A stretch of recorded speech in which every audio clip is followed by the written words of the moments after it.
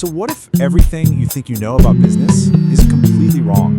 What if the real secret to building a truly revolutionary company isn't about crushing the competition, but about avoiding it entirely?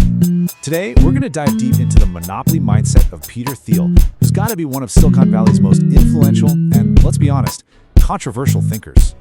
Thiel just comes right out of the gate with this bombshell. Competition is for losers. Now, that statement, it goes against pretty much everything we're ever taught, right? We're told competition makes us better, that it's the very heart of capitalism. But Thiel's big argument is that this is actually a really dangerous lie. And if you want to build something that truly lasts, you have to unlearn it.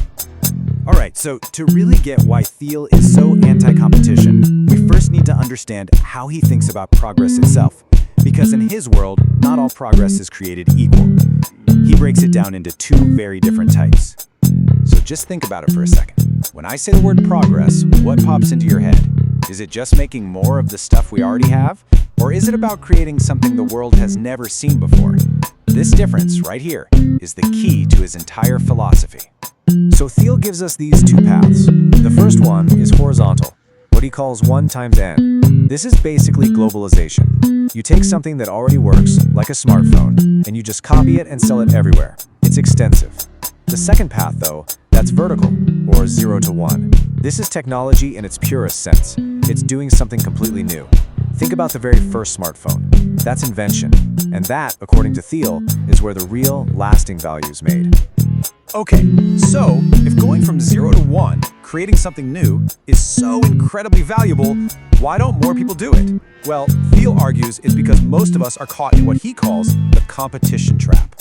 And it's a direct result of focusing on that horizontal 1 to N type of progress. And we are trained for this trap from a super young age. Thiel talks about high school as this kind of asymmetric warfare, where top students are just battling it out. And it only gets crazier in college, and then in our careers. We learn to measure our own success by how well we beat the person sitting right next to us, instead of, whether we've created something uniquely valuable. And this leads to what he calls the downward spiral of competition. You get so obsessed with your rivals that you actually start to look just like them. The fight stops being about real innovation and becomes about these tiny incremental gains. Thiel points to the whole Microsoft versus Google war as the perfect example. You had these two giants so focused on beating each other that they both kind of missed the next huge wave of tech, like social media and mobile. So, how in the world do you escape this trap? It's not about just working harder than everyone else. It's about outthinking them. You need a totally different toolkit for your brain. And the foundation of this toolkit is the idea of mental models. You can think of them as like different software programs for your brain. They're frameworks that let you see the world in new ways. Instead of getting bogged down in all the daily noise, they help you see the big underlying patterns and opportunities that everybody else is just blind to. Now, one of the most powerful models here is what's called second-order thinking.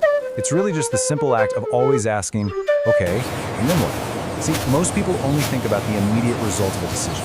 But to build something truly massive, you have to think about the consequences of your consequences. As Thiel notes, the real value of a tech company often doesn't show up for 10, even 15 years. You've got to be playing chess while everyone else is playing checkers. When you're trying to create something from nothing, you are, by definition, dealing with a ton of uncertainty. And that's where probabilistic thinking is so crucial.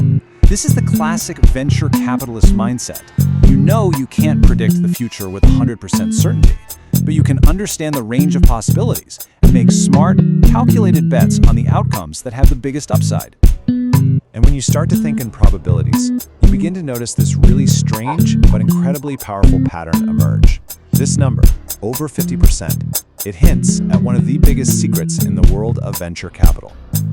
Thiel calls this the power law, and it's kind of mind-blowing when you think about it. In any successful venture fund, the single best investment will make more money than all the other investments combined. So what does that mean?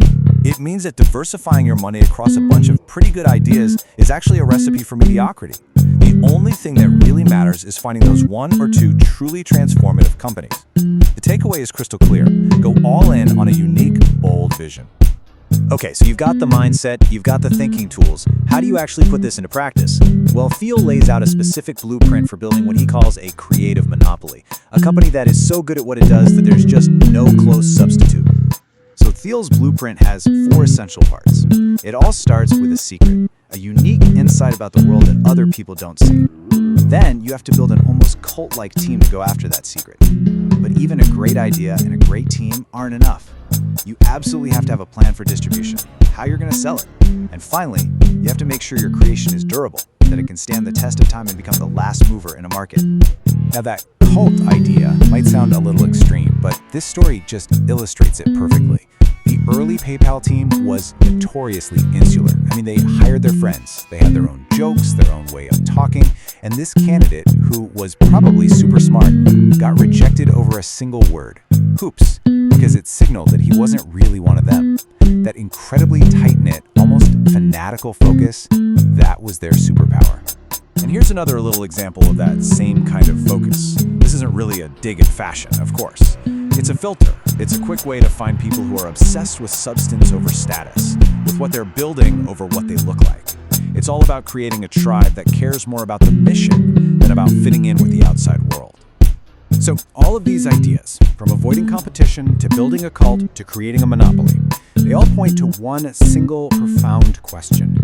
Is the future something that just happens to us, or is it something we actively create? And this slide just lays out these 2 fundamental worldviews perfectly.